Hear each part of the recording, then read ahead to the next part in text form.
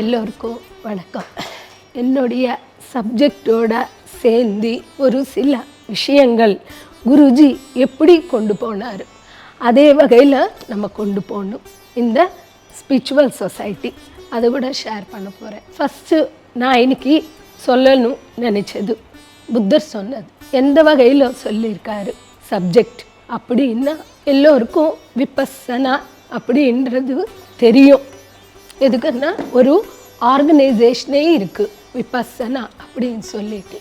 பட்டு அதுக்கு வரதுக்கு எவ்வளோ ப்ராசஸ் இருக்குது நமக்குள்ள, அது நம்ம தெரிஞ்சுக்கலாம். அவர் சொன்னது ஃபஸ்ட்டு காயானுபஸ்ஸனா, வேதனானுபஸ்ஸனா, சித்தானுபஸ்ஸனா, விபஸ்ஸனா, தம்மானுபஸ்ஸனா. இது 5 கான்செப்ட். காயானுபஸ்ஸனா அப்படின்னா தியானம் ஆரம்பிச்சிருக்கோம், அந்த எனர்ஜி பாடியில் பிளாக்ஸ் இருக்கும், கர்மா இருக்கும், கொண்டு வந்திருக்கோம் அப்படின்னா தியான சக்தியால் நம்மளுக்கு அந்த எனர்ஜி பாடி மூலமாக நோய்கள் இந்த காயம் உடலுக்கு வந்திருக்கு.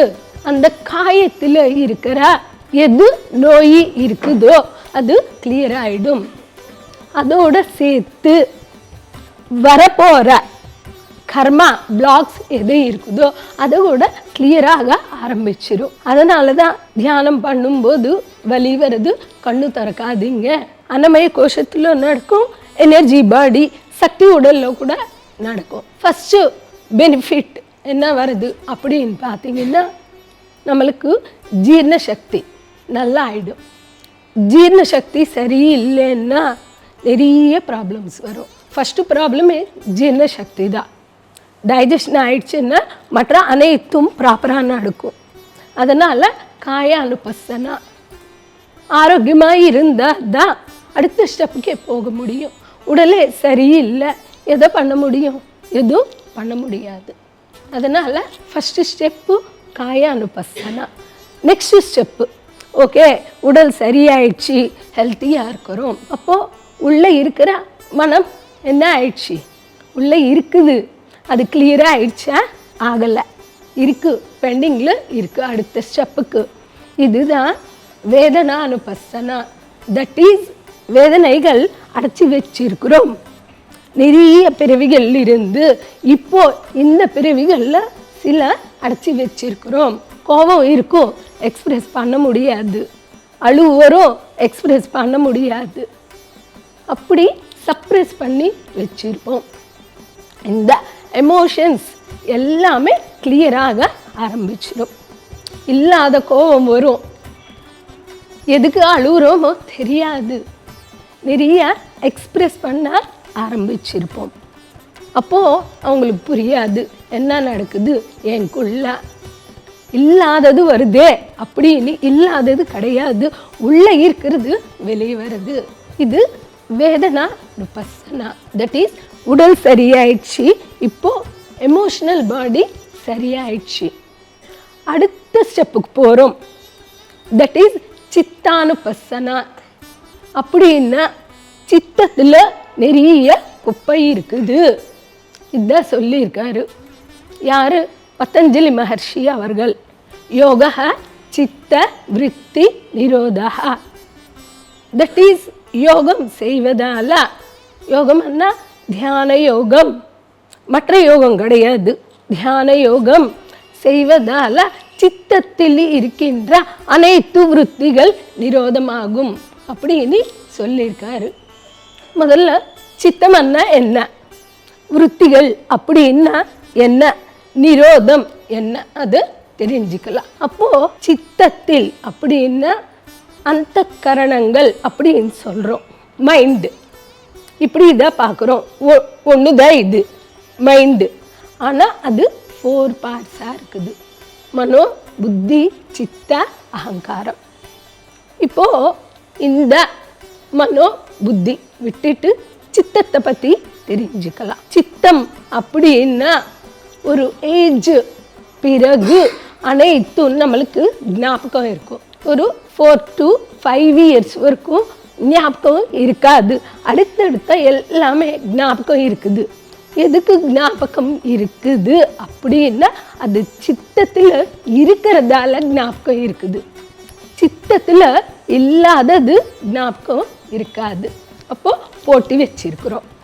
அப்படி எத்தனை விஷயங்கள் போட்டு வச்சிருக்கிறோம் நம்ம ஏஜுக்கு ஏற்ற மாதிரி. கண்ணில் இருந்து, காதில் இருந்து, உலக விஷயங்கள் பேசுறதிலிருந்து நம்ம எதை ஃபீல் பண்ணுறோமோ அனைத்து விஷயங்கள் எங்கே போய் சேருது? மெமரி கார்டு, சித்தத்தில் சேருது. இதில் தேவையற்றது, தேவையானது அனைத்தும் இருக்கும். தேவையானது எவ்வளோ இருக்கும்? 5% கூட இருக்காது. தேவையற்றது எவ்வளோ இருக்கும்? 95% மேலேயே இருக்குது. தியானம் செய்யல இது வரைக்கும் என்ன ஆகுது? ஃபுல்லாகுது. டிலீட் பண்ணுங்க, டிலீட் பண்ணுங்க. ஃபோன் என்ன சொல்லுது? டிலீட் பண்ணுங்கன்னு சொல்லுது. அது உள்ள என்ன சொல்லுது? ஞாபக சக்தி குறையிறது, அம்னீஷியா, அல்ஜீமர்ஸு ஃபுல்லாகி போச்சு. அது சிம்டம்ஸ் காட்டுது, சொல்லாது, காட்டும். நமக்கு அது புரியாது. எப்போ அந்த சித்தத்தில் இருக்கிற அனைத்து விருத்திகள் தியானம் செய்ய செய்ய கட்டாகும், கிளியர் ஆகும். எப்போ தேவையற்றது ஒன்று கிளியர் ஆகிட்டு இருக்குதோ அதுலேருந்து பிறந்து வர ஆயிரக்கணக்கான யோசனைகள் கட்டாயிடும். அது தெரிஞ்சுக்கலாம். இப்போது ஒரு விஷயம் நான் போட்டுக்கினேன். உள்ள ஒருத்தரோட சண்டை நடந்துச்சு 10 வருஷத்துக்கு முன்பு. இப்போ அவர் பார்த்த உடனே எனக்கு என்ன ஞாபகம் வரும்? அதுதான் ஞாபகம் வரும். அவர் நல்லா பேசினது ஞாபகம் வராது. அவர் எனக்கு சாப்பாடு கொடுத்தது ஞாபகம் வராது. அவர் எனக்கு செஞ்ச சகாயம் ஞாபகம் வராது. அவர் திட்டினது மட்டும்தான் இங்கே பதிவாகி இருக்கும். பார்த்த உடனே இதுதான் ஃபஸ்ட்டு ஞாபகம் வரும். எதுக்கு ஞாபகம் வந்துச்சு? உள்ள இன்னும் இருக்கு. இப்போ அதுலேருந்து எனக்கு இன்னும் வர ஆரம்பிச்சிடும். அன்னைக்கு நான் அப்படி திட்டி இருக்கலாமே, இதை பேசியிருக்கலாமே, இந்த லாஜிக் சொல்லியிருக்கலாமே, நான் கரெக்டாக சொல்கிறதுக்கு. அப்போது அந்த விஷயத்திலிருந்து எக்கச்சக்கமாக யோசனைகள் வர ஆரம்பிச்சிருது. இது விருத்திகள், ஃபார்மேஷன் ஆஃப் தாட்ஸ் அப்படின்னு சொல்கிறோம். எப்போ தியானம் செய்கிறோமோ அந்த தேவையற்ற ஒரு விஷயம் இருக்குதோ அதை கிளியர் ஆகும் பொழுது அதுலேருந்து பிறந்து வர அனைத்து விஷயங்கள் நிரோதமாகும். இதுதான் யோக சித்த விருத்தி நிரோதா அப்படின்னு சொல்லியிருக்காரு. எப்போ தியானம் செய்கிறோமோ சித்தத்தில் இருக்கிற அனைத்தும் கிளியர் ஆகிட்டே வரும். இது கிளியர் ஆகும்போது என்ன சிம்டம்ஸ் வருது அது பார்க்கலாம். அவங்களுக்கு தியானம் செய்வாங்க.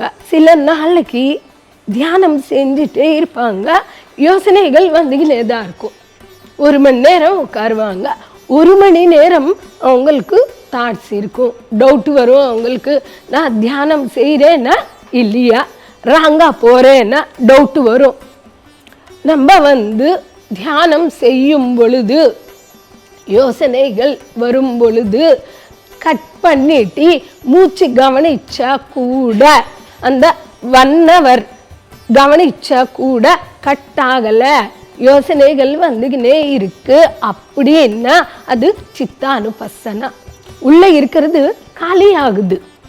அப்போது நீங்கள் மூச்சு கவனிச்சா கூட அது கண்ட்ரோலில் வச்ச மாதிரி இருக்காது. அப்போது அவங்களுக்கு டவுட்டு வரும், என்ன செய்கிறேன்னா இல்லையா. ஒன்று.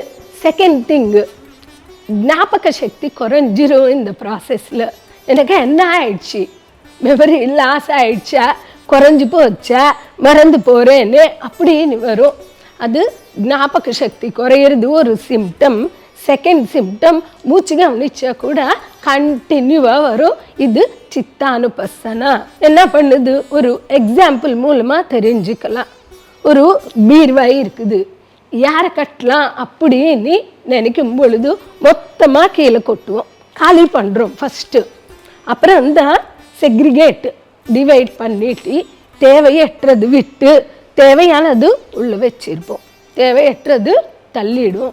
அதை போல் அனைத்தும் வெளியே கொண்டு வந்து கிளியர் பண்ணி தேவையானது உள்ள பதிவாகி தேவையற்றது காலியாயிடும். இது சித்தானுபசனா. இது வரும்போது பேஷன்ஸாக இருக்கணும். காயானுபசனா நடக்கும்போது பேஷன்ஸாக இருக்கணும். வேதனானுபசனா வேதனைகள் வரும் பொழுது கவனிச்சுட்டே இருக்கணும். கவனித்தல் முக்கியமான விஷயம். அடுத்த சித்தானுபசனா, அதில் கூட கவனித்தல். என்ன நடக்குது, எனக்குள்ள ஒரு ப்ராசஸ் நடக்குது அப்படின்னு சொல்லி புரிஞ்சுக்கணும். ஃபோர்த்து, இப்போ இவ்வளோ குப்பை காலி ஆயிடுச்சோ ஆட்டோமேட்டிக்காக என்ன நடக்கும், தேர்ட் ஐ ஆக்டிவேஷன் நடக்கும். யாரு தலை திருப்பி பார்க்க வேண்டாம், நமக்கு சம்மந்தமே இல்லை. இப்போ ஃபோர்த்து விபஸ்ஸனா வந்திருக்கிறோம், தேர்ட் ஐ ஆக்டிவேஷன். ஆக்சுவலாக விபஸ்ஸனா அப்படின்னா விசேஷமான பசனா, தட் இஸ் பசத்திலிருந்து ஓடு வருது பார்க்கறது அப்படின்னு. விசேஷமான பசனா அப்படின்னா கம்ப்ளீட்டு தேர்ட் ஐ. இதில் 3 ஸ்டேஜஸ் இருக்கும். ஃபஸ்ட்டு தேர்ட் ஐ ஆக்டிவேஷன், தேர்ட் ஐ கண்டினியூஷன், தேர்ட் ஐ கம்ப்ளீஷன். எப்போ ஃபஸ்ட்டு இருக்கிற கலர்ஸ் பார்த்தோ காட்சி பார்த்தோ நம்ம எனக்கு தேர்ட் ஐ கம்ப்ளீட்டாக வந்துச்சுன்னு நினைக்கிறோமோ நம்ம டைவர்ட் ஆகிடுறோம். அது கம்ப்ளீட் ஆகலை. கம்ப்ளீட் ஆகிற வரைக்கும் பொறுமையாக இருக்கணும், எக்ஸ்பெரிமெண்ட் பண்ணணுமே தவிர அது கம்ப்ளீட் ஆயிடுச்சு நான் ஒரு தேர்ட் ஐ மாஸ்டர் அப்படின்னு சொல்லிக்கிறதுக்கு முடியாது. கம்ப்ளீட் பண்ணணும். ஒரு தேர்ட் ஐயில் பார்க்கணும் அப்படின்னா உள்ள எதுவும் இருக்கக்கூடாது. உள்ள இருந்துச்சுன்னா அதை காட்டும். எது இருக்கும், உள்ள ஒப்பீனியன்ஸ் இருக்கும், அபிப்பிராயங்கள் இருக்கும், ராங் இன்ஃபர்மேஷன்ஸ் இருக்கும். மற்றவங்க மேலே நம்ம ஏதோ ஒன்று வச்சிருக்கலாம், அதை வச்சு பார்க்கக்கூடாது. பியூரிட்டி இருக்கும் பொழுது தேர்ட் ஐ பர்ஃபெக்டாக ஒர்க் பண்ணிடும். அதனால் நம்ம ஒவ்வொரு ஸ்டேஜில் டெவலப் ஆகிறதுக்கே முயற்சி பண்ணணும். மற்றவர்களுக்காக நம்ம எதுவும் பண்ணுறது இல்லை, நம்மளுடைய வளர்ச்சிக்காக நம்ம செய்யறது இது.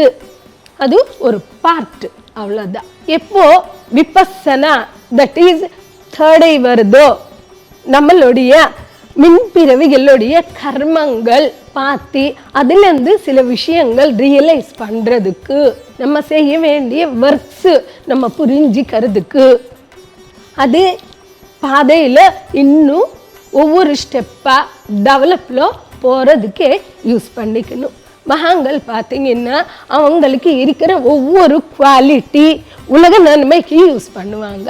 அவங்களுடைய செல்ஃபிஷ்காகவோ அவங்களுடைய பெருமைக்காகவோ அவங்க யூஸ் பண்ண மாட்டாங்க.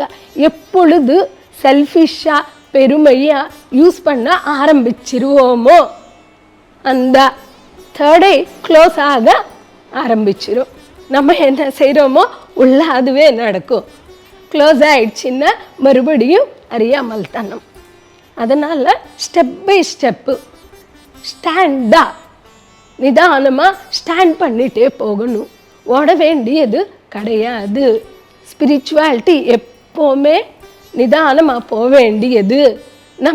நம்ம ஓடலாம், ஆனால் உள்ளே ஓடக்கூடாது.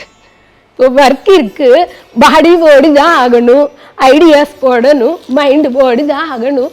ஆனால் ஆன்மீகத்தில் ஆன்மாவுடைய ஞானம் ஸ்டெப் பை ஸ்டெப்பு ஸ்டாண்ட் பண்ணணும். இது விபஸ்ஸனா. இப்போது இவ்வளோ ஸ்டேட்ஸு தாண்டி வந்திருக்கோம், அந்த ஞானம் வருது.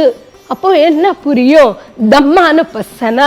நான் என்ன செய்யணும், இந்த ஆன்மா எதற்காக பிறந்தது, அந்த ஒர்க்கு பார்க்கறதுக்கு நம்மளுக்கு புரியும் முடியும்.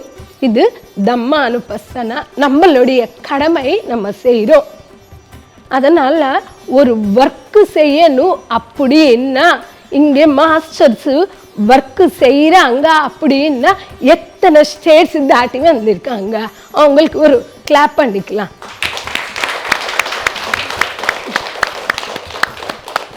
All are masters.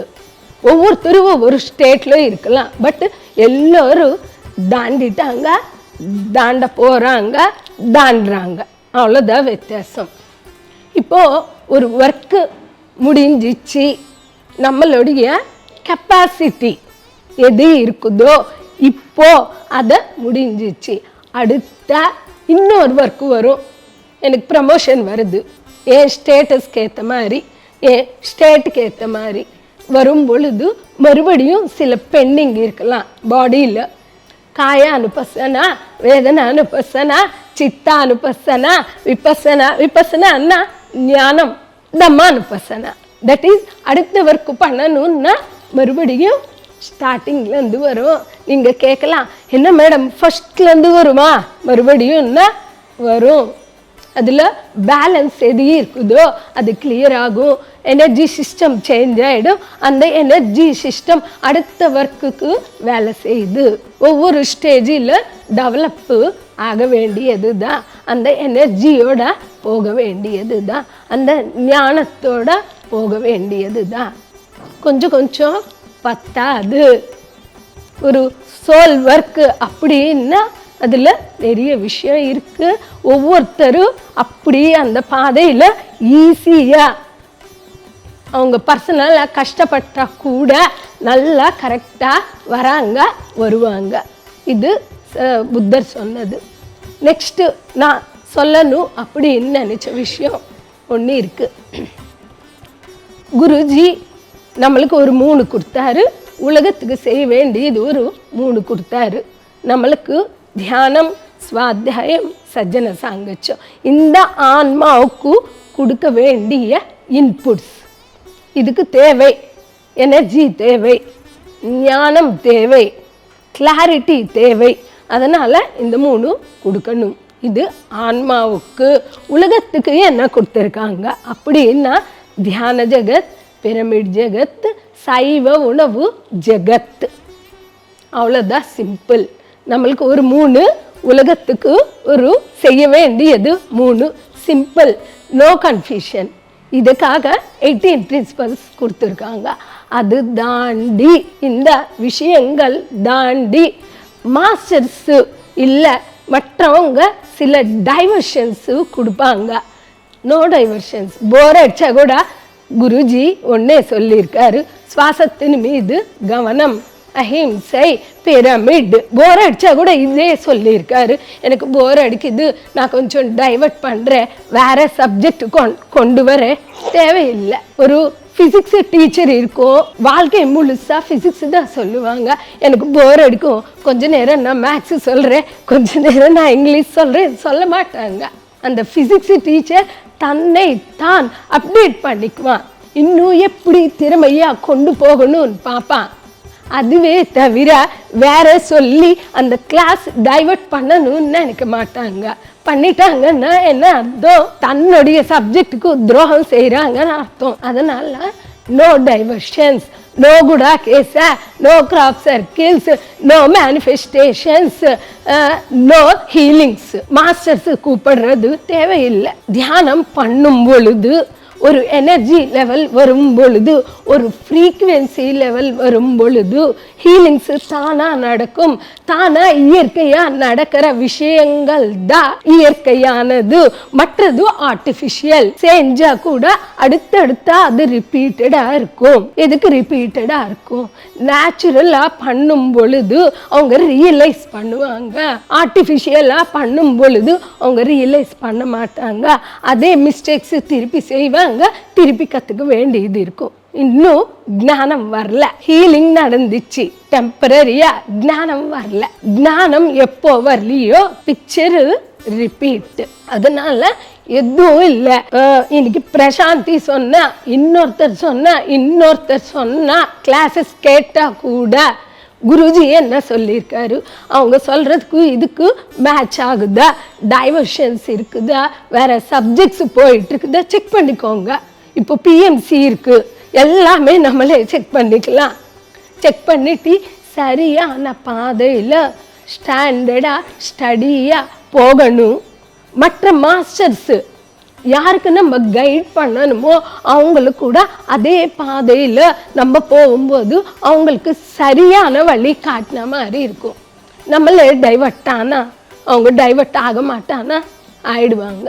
அதனால் ஒருத்தர் கைட் பண்ணுறாங்கன்னா எவ்வளோ ஜாக்கிரதையாக இருக்கணும், எவ்வளோ அவேர்னஸ்ஸாக இருக்கணும், எவ்வளோ சக்தியோடு இருக்கணும், எவ்வளோ ஞானத்தோடு இருக்கணும். நமக்கு தெரிஞ்சது மட்டுமே சொல்லணும், தெரியாதது தெரியல அப்படின்னு சொன்னால் ஒரே வார்த்தையோடு போயிடும். Be honesty, be sincere, right பாத்தில் மட்டுமே போங்க, ஸ்டடியாக போகலாம். Thank you masters, thank you.